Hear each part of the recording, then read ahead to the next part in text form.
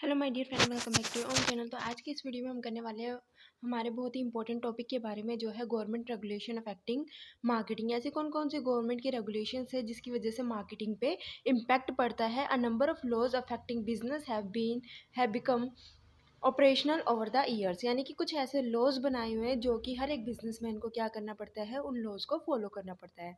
The important one affecting marketing are listed below. जो जो एक मार्केटिंग को, किसी भी बिजनेस को जो लॉ इम्पैक्ट करते हैं वो कौन कौन से, उसके बारे में हम पढ़ेंगे। फर्स्ट है इंडियन कॉन्ट्रैक्ट एक्ट 1872। सेकंड है Indian sales of goods act 1930। Industrial act 1951। उसके बाद आता है fourth act the prevention of food adulteration act 1954। Fifth act है हमारा the drug and magic remedies. उसके बाद आता है sixth act the essential commodity act 1955। The companies act 1956। Trade and merchandise marks act 1958। Monopolies and restrictive trade practices act 1969। Patent act 1970। Standard of weight and measurement act 1976 and the consumer protection act 1986। ये 12 acts हैं जो कि हर एक marketer को follow करने पड़ते हैं। ये क्वेश्चन बहुत ज़्यादा इंपॉर्टेंट है एग्जाम पॉइंट ऑफ व्यू से भी, क्योंकि इनके अच्छा खासा कंटेंट है इसमें निकल के आता है, जिसको हम 10 मार्क्स के अंदर इजीली लिख सकते हैं। तो अभी हमने ये पॉइंट्स पढ़े हैं, 12 पॉइंट्स। इन्हीं पॉइंट्स को हम डीप में पढ़ते हैं कि हर एक पॉइंट में क्या है। ठीक है। Some of the legislation mentioned above apply to every undertaking, irrespective of the nature of the product sold or the services provided by it, like the Contract Act, Sales of Goods Act, Companies Act, Trade and Merchandise Marks Act and the Standard of Weight and Measurement Act। तो यहाँ पे ये क्या कहा गया है, जितने भी लेजिस्लेशन हमने पढ़ी है अभी 12 के 12, ये हर एक इंडस्ट्री पे लगते हैं। ये मतलब नहीं है कि वो इंडस्ट्री किस तरीके के गुड्स को बनाती है, बेचती है। हर एक इंडस्ट्री पे ये एक्ट लगते हैं। कौन कौन से एक्ट है वो अभी हमने पढ़े। कॉन्ट्रैक्ट एक्ट हर एक इंडस्ट्री पे लगेगा, हर किसी तरीके की अंडरटेकिंग पे लगेगा, चाहे वो पब्लिक हो चाहे वो प्राइवेट हो। ठीक है। Sales of goods act, contract act, companies act, trade और merchandise mark act, standard of weight and measurement act. ये एक्ट हर किसी पे लगता है, मतलब नहीं है कि किस तरीके का प्रोडक्ट या सर्विस प्रोवाइड की जा रही है। उसके बाद आता है MRTP एक्ट। MRTP एक्ट जो अभी हमने पढ़ा था, monopoly and restrictive trade practice act, however doesn't apply to public undertaking, government manage private undertaking, financial institution and cooperative society. यानी कि जो MRTP एक्ट है वो प्राइवेट पब्लिक अंडरटेकिंग पे लागू नहीं होता। ठीक है। गवर्नमेंट अंडरटेकिंग जो मैनेज की जा रही है प्राइवेट पर्सनस के द्वारा, उस पे भी लागू नहीं होगा। फाइनेंशियल इंस्टीट्यूशन या कोऑपरेटिव सोसाइटी पे ये एक्ट अप्लाई नहीं होता। ठीक है। इसके बाद आता है हमारा the main reasons for government control can be summarise as follow. Protecting the welfare of individual and promoting highest standard of public health, general wellbeing, safety etcetera. यानी कि क्या रीजन है, ऐसा क्या रीज़न है जिसकी वजह से गवर्नमेंट ये रूल्स या रेगुलेशंस अप्लाई करती है, इंडस्ट्री पे कंट्रोल बना के रखने की कोशिश करती है। फर्स्ट जो मेन इंपॉर्टेंट पॉइंट है वो ये है कि हर एक इंडिविजुअल के वेलफेयर को प्रोटेक्ट करना। ठीक है, ताकि किसी को नुकसान ना हो। पब्लिक की हेल्थ को बनाए रखना। ठीक है। एक स्टैंडर्ड सेट करना, अच्छी क्वालिटी की गुड्स या सर्विसेज कंट्री में लाए जाए। ठीक है। सेफ्टी स्टैंडर्ड को फॉलो किया जाए। उसके बाद जो सेकंड पॉइंट है वो कहता है restraining business from engaging in practice harmful to the interest of people public, like making false and misleading statement about a product और services, manipulating price for personal gain, falling to support warranties etcetera. Second point ये कहता है कि उन business को उन business पे रोकथाम लगाना जो कि गलत काम कर रहे हैं, गलत तरीके के गुड्स या सर्विसेज कस्टमर को बेचते हैं, जिससे कि कस्टमर पे हार्म हो सकता है। तो उनको क्या करना, उन इंडस्ट्री को रोकना। थर्ड पॉइंट कहता है protecting small firm from the threats of unfair competition by big firm. छोटी छोटी फर्म होती है जिनके पास इतना पैसा नहीं होता कि वो क्या कर सके, कॉम्पीट कर सके लार्ज फर्म के साथ। उन फर्म को क्या करना, सेव करके रखना। क्योंकि अगर बड़ी कॉम्पिटिटिव फर्म आ गई तो कॉम्पिटिटिव फर्म क्या करती है, अपने प्राइस को लोअर रखती है, जिसकी वजह से जो स्मॉल फर्म है उन पर इम्पैक्ट पड़ सकता है और उनका अपना बिजनेस जो है वो बंद करना पड़ सकता है। इसलिए क्या करती है गवर्नमेंट, स्मॉल फर्म को क्या करती है, प्रोटेक्शन प्रोवाइड करती है फ्रॉम द बिग फर्म्स। उसके बाद नेक्स्ट पॉइंट ये कहता है preventing unfair practices resulting from merger और other form of combination like price fixing. यानी कि अनफेयर ट्रेड प्रैक्टिसेस से क्या करना, बचना। ठीक है। और उसके बाद आता है conserving national resources specially forest fuel water energy etcetera, यानी कि क्या किया जा रहा है बिजनेस के द्वारा नेचुरल रिसोर्सेज का बहुत ज़्यादा यूज़ किया जा रहा है।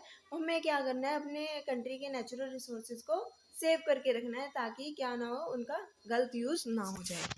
ठीक है, उसके बाद आता है हमारा protecting the economy from dominance bye foreign investor and helping save the valuable foreign exchange resources. हमें क्या करना है, अपनी कंट्री को बाहर की फॉरेन कंट्री से, फॉरेन इन्वेस्टर से सेव करके रखना है ताकि वो अपनी डोमिनेंस हमारी कंट्री में क्रिएट ना कर सके। किसके थ्रू? कुछ ऐसे रूल्स रेगुलेशंस बनाए गए हैं जिसके थ्रू हम क्या कर सकते हैं, कंट्रोल कर सकते हैं किसी भी गलत काम को, किसी भी गलत तरीके की एक्टिविटीज़ को, ताकि पब्लिक के इंटरेस्ट को बचाया जा सके, हमारी कंट्री को बचाया जा सके from the dominance of foreign investors. ठीक है, अब हम पढ़ते हैं जो भी हमने लॉज पढ़े थे उनको एक एक करके पढ़ते हैं। इंडियन कॉन्ट्रैक्ट एक्ट 1872 हमने पढ़ा था, इसके अंदर क्या होता है ये हम जान लेते हैं। इंडियन कॉन्ट्रैक्ट एक्ट क्या है?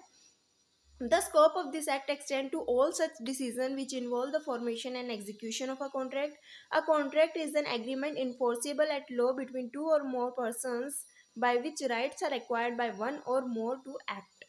The act also specify provision for the creation of an agency and the right and duty of principal and agent। यानी कि इंडियन कॉन्ट्रैक्ट एक्ट क्या होता है, एक तरीके का कॉन्ट्रैक्ट होता है प्रिंसिपल और एजेंट के बीच में।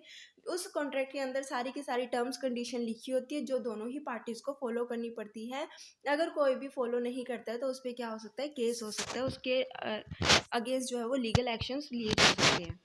उसके बाद आता है हमारा Indian sales of goods act. Indian sales of goods क्या एक्ट 1930 क्या कहता है? A contract of sale of good is defined as a contract where by the property is in good is transfer और agree to be transfer by the seller to the buyer for a price. यानी कि cell of goods act कहता है कि एक seller और buyer के बीच में एक कॉन्ट्रैक्ट बनता है। सेलर कहता है कि ये जो गुड्स है वो मैं तुम्हें क्या कर दूंगा, सेल कर दूंगा, किसको? बायर को, इस प्राइस पे। कुछ कंडीशन जो है उस कॉन्ट्रैक्ट में लिखी होती है जो दोनों ही पार्टीज को क्या करनी होती है, फुलफिल करनी होती है। तो India sales of goods act क्या कहता है? बेसिकली एक तरीके का कॉन्ट्रैक्ट होता है सेलर और बायर के बीच में। The act also lays down rules about passing of property in goods and the rights and duties of the buyer and the seller, rules regarding the delivery of the goods as well as the right of the unpaid seller. Basically यही बताया गया है कि जो seller और buyer है उन दोनों के बीच में कॉन्ट्रैक्ट बनता है। कॉन्ट्रैक्ट में ये बताया जाता है कि सेलर जो है इस टाइम पे, इस डेट पे जो है बायर को डिलीवरी दे देगा और बायर जो है गिवन प्राइस जो है सेलर को पे कर देगा। इसमें ये बताया गया है कि किस टाइम पे डिलीवरी जो है सेलर बायर को देगा, क्या राइट्स और क्या ड्यूटीज़ है सेलर और बायर की। ठीक है, अगर इन केस कि अभी सेलर को पेमेंट नहीं मिली है तो उसको किस तरीके से पेमेंट मिलेगी, उसके राइट को किस तरीके से सिक्योर किया जा सकता है। उसके बाद आता है हमारा नेक्स्ट जो एक्ट है वो है prevention of food adulteration act 1954। Prevention of food adulteration act 1954 क्या कहता है? प्रोहिबिट द पब्लिकेशन और issue of advertisement tending to cause the ignorant food article to ensure purity in the article of food. यानी कि कुछ ऐसे तरीके के एडवर्टाइजमेंट आते हैं जो लोगों को क्या करते हैं, गलत इन्फॉर्मेशन प्रोवाइड करते हैं किसी भी फूड के बारे में। ठीक है, थ्रू आर्टिकल्स। तो उस पर क्या करना, रोकथाम लगाना, उन पर प्रोहिबिशन लगाना कि ऐसे कोई भी एडवर्टाइजमेंट ना आए जो कि लोगों को गुमराह करे। ठीक है, उसके बाद आता है हमारा इंडस्ट्रियल एक्ट 1951। ये क्या कहता है? इट इज तो this act that the industrial licensing system operate in effect it empower the government to license new investment, expansion of license unit, production of new articles, change of location by the license units.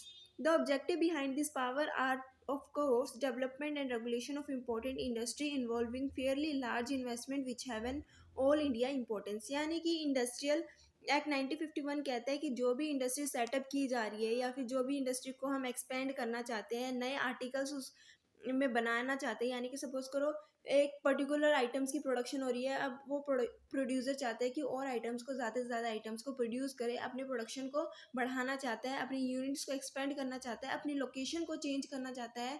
ठीक है, तो उसके लिए उसको क्या ज़रूरत है? Licence की ज़रूरत है। तो लाइसेंस के ज़रिए बताया जाता है एक इंडस्ट्रियल यूनिट्स को कि वो कहाँ पे अपने बिजनेस को सेटअप कर सकती है, या फिर अगर कोई चेंजेस करना चाहती है तो उसके लिए उसको क्या मिलेगा? सबसे पहले लाइसेंस लेना ज़रूरी है। लाइसेंस के थ्रू ही इंडस्ट्री को क्या किया जाता है? कंट्रोल किया जाता है। ठीक है, इस लाइसेंसिंग का सिस्टम क्यों लाया गया, ताकि डेवलपमेंट को रेगुलेट किया जा सके, ठीक है, इंडस्ट्री की डेवलपमेंट को क्या किया जा सके, रेगुलेट किया जा सके। उसके बाद आता है हमारा ड्रग और मैजिक रेमेडी। ड्रग्स और मैजिक रेमेडी, यहाँ पे मेडिसिन वगैरह की बात की जा रही है। ऑप्शनेबल एडवर्टाइजमेंट एक्ट 1954, ठीक है, prohibits the publication or issue of an advertisement tending to cause the ignorant consumers to resort of self medication with harmful drugs and applications. Advertisement for certain drug for preventing diseases or disorder are also prohibited. The act also prohibit advertisement making false claim for the drugs. तो इसमें क्या कहा गया है कि ऐसी कोई भी ड्रग्स वगैरह मेडिसिन वगैरह की एडवर्टाइजमेंट नहीं करनी है जो कि जो कंज्यूमर है वो अपने आप ही कंज्यूम करने स्टार्ट कर दे बिना किसी डॉक्टर की प्रिकॉशन बताएं, ठीक है, बिना किसी डॉक्टर से सलाह लिए पूछे ऐसी कोई भी एडवर्टाइजमेंट नहीं की जानी चाहिए किसी भी मेडिसिन की जो किसी भी कस्टमर को हार्म कर दे, ठीक है, किसी भी कंज्यूमर को हार्म कर दे, तो उस पर प्रोहिबिशन लगाई है कि मेडिसिन की एडवर्टाइजमेंट नहीं करनी है, ठीक है। ऐसे ही किसी भी फॉल्स एडवर्टाइजमेंट नहीं करनी है जिससे कि किसी भी कंज्यूमर को नुकसान हो, ठीक है।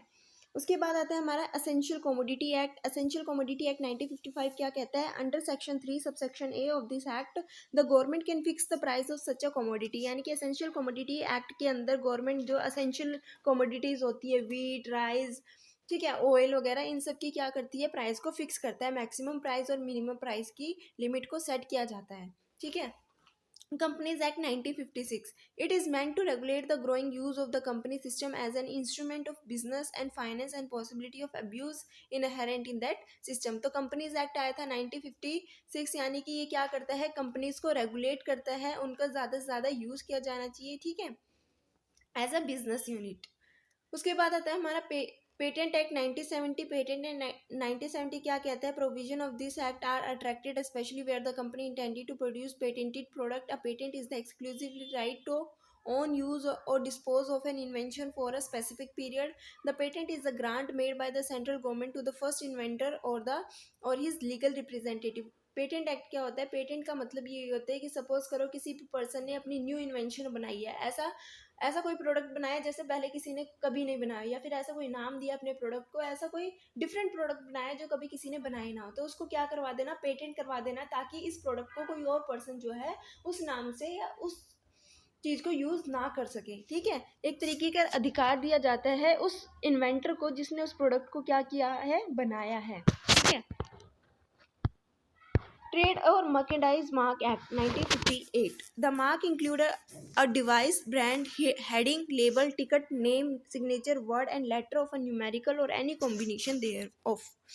Trademark is a different symbol, title or design that readily identify the company or its product. The owner of the trademark has the right to its exclusive use and provide legal protection against infringement of his right. A trademark is registered for a maximum period of 7 years and is renewable for a similar number of years each time the period of 7 year expires. तो इसमें trademark या फिर merchandise mark act क्या कहता है कि कोई भी पर्सन अपने प्रोडक्ट को बना रहा है, सबसे अलग बना रहा है, ठीक है, उसकी खुद की इन्वेंशन है तो उसको पेटेंट दिया जाता है। लेकिन अगर वो कोई अलग सिंबल का यूज़ करता है, नाम का यूज़ करता है, ब्रांड का यूज़ करता है, तो उसके नाम को, उसके प्रोडक्ट को बचाने के लिए दूसरों से, कि दूसरा पर्सन उस प्रोडक्ट को यूज़ ना कर सके, क्योंकि हो सकता है कि उस प्रोडक्ट की इतनी ज़्यादा डिमांड हो चुकी है मार्केट में, वो बिजनेस जो है बहुत ज़्यादा प्रॉफिट कमा रहा है उस ब्रांड से, उस नेम से, उस सिंबल से, तो उसके इंटरेस्ट को प्रोटेक्ट करने के लिए ट्रेडमार्क का यूज़ किया जाता है कि जो भी ओनर है उसके राइट को प्रोटेक्ट किया जा सके, ठीक है। और एक बात और ये कही है कि जो ट्रेडमार्क है उसको मैक्सिमम 7 साल के लिए क्या किया जाता है, रजिस्टर करवाया जाता है। अगर कोई चाहता है कि उसको फिर से रजिस्टर करवाना, तो उसको फिर से 7 साल के लिए रजिस्टर करवाया जा सकता है, ठीक है। तो ट्रेडमार्क क्या करता है, जो भी ओनर है, ठीक है, उसको एक एक्सक्लूसिव राइट प्रोवाइड करता है कि उसके ट्रेडमार्क को, ठीक है, उसकी डिवाइस को, उसके ब्रांड नेम को कोई और यूज़ ना कर सके बिना उससे पूछे। उसके बाद आता है monopoly and restrictive trade practice act 1969। ये क्या कहता है, provision of monopolistic restricted and unfair trade practices and for matter connected with in और इंसिडेंटल देयर टू। तो इसमें ये कहा गया है कि कोई भी ऐसे मोनोपोली पोजीशन ना क्रिएट कर ले मार्केट में, ठीक है, कोई भी ऐसे अनफेयर ट्रेड प्रैक्टिसेस ना हो, कोई गलत काम ना हो, उसको रोकथाम लगाने के लिए ये एक्ट लाया गया। जब पता चलता है कि इस काम से कंज्यूमर के इंटरेस्ट को हार्म किया जा रहा है, तो उससे क्या किया जाता है, लीगल एक्शंस ले लिए जाते हैं। Standard of weight and measurement act क्या कहता है कि एक प्रोडक्ट बनाया गया, उसके ऊपर जितना वेट लिखा है उस प्रोडक्ट के अंदर भी उतना वेट का होना चाहिए।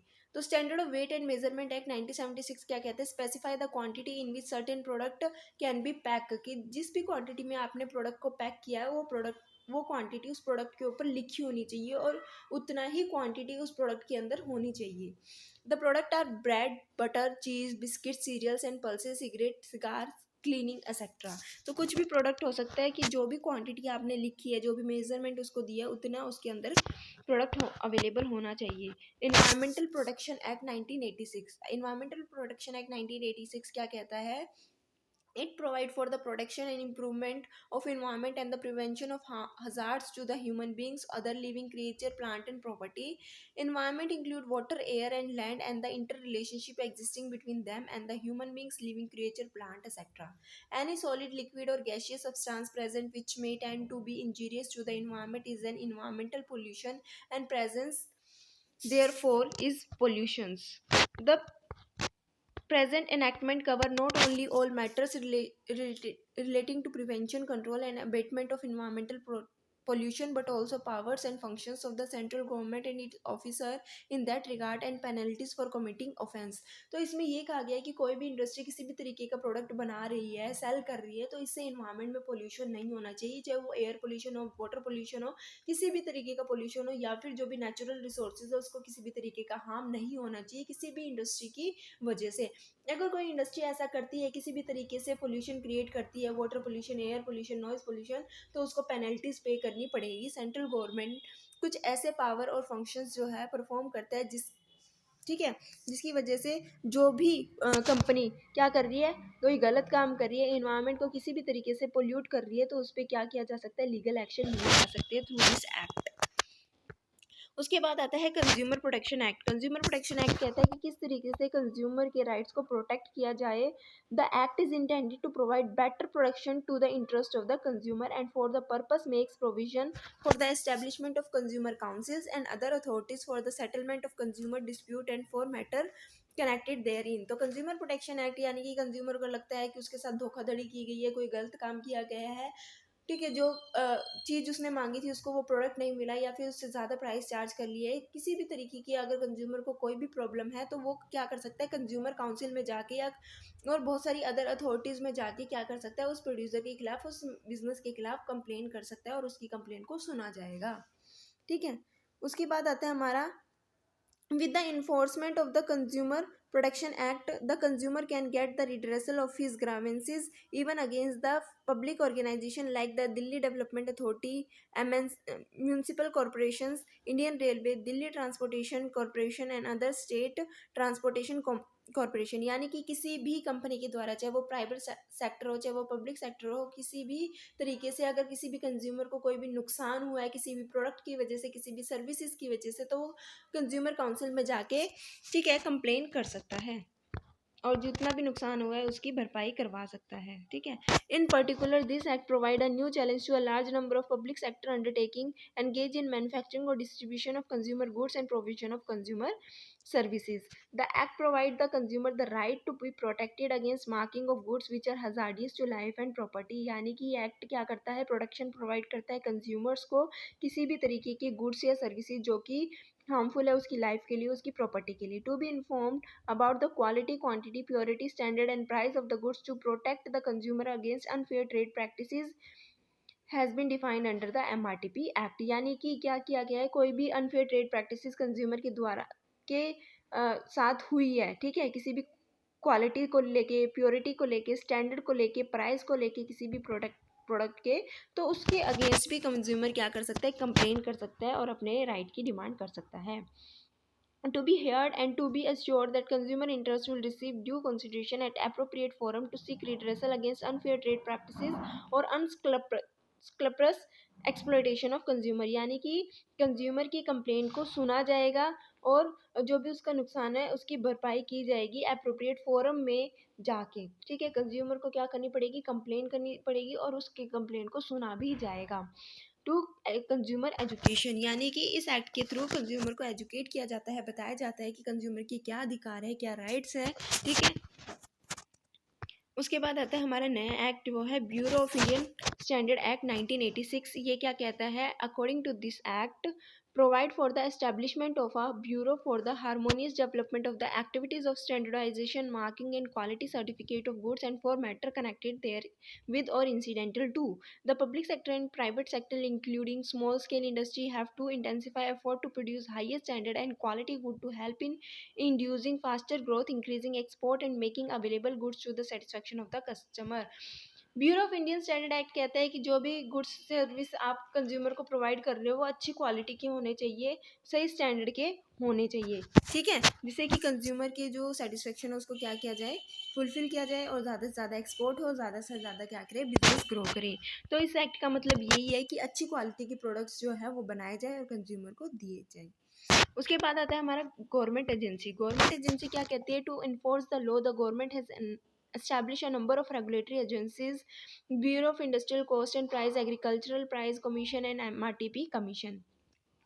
The Bureau of Industrial Cost and Price was established by the government in 1971 to conduct inquiry about industrial product and recommended price, यानी कि जो हमारा ब्यूरो ऑफ इंडस्ट्रियल कॉस्ट और प्राइस एक्ट जो एक एजेंसी बनाई है, गवर्नमेंट ने क्या किया, बहुत सारी डिफरेंट एजेंसी बनाई है ताकि कंज्यूमर के इंटरेस्ट को प्रोटेक्ट किया जा सके, यानी कि जो भी इंडस्ट्री में गुड्स या सर्विसेज बनाए जा रहे हैं उनकी देख रेख की जाए कि वो सही तो है, अच्छी क्वालिटी के गुड्स है, सही प्राइस तो है, फेयर प्राइस तो चार्ज किया जा रहा है ना।